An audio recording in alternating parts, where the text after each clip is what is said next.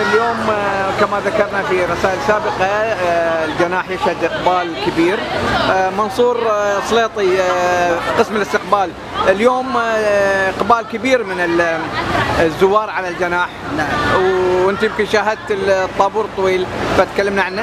ما شاء الله الطابور واصل، أنت شايف مثل ما أنت شايف العدد من الجمهور واصل لين ما شاء الله لين البافليون العماني، يعني بالمئات ما هو بشوي.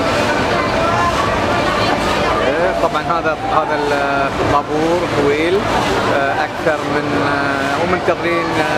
بعدين الزين في الشعب الكوري انه يعني ما يتذمر، صحيح طابور طويل يقف حر شديد، لكن هم ما شاء الله عليهم يعني محترمين الطابور، على اعتبار انه ايضا داخل الجناح زحام كبير، فبالتالي ينتظرون الطابور هذا الطويل من اجل انهم يزورون جناح قطر بعد السمعه اللي تحققت لجناح دوله قطر. هذا يعني مثل ما ذكر منصور سليطي انه هو شاهد طابور طويل. فعلا هذا طابور طويل جدا، يعني من طلاب المدارس، من الزوار، من يعني شخصيات تحرص على زيارة جناح دولة قطر.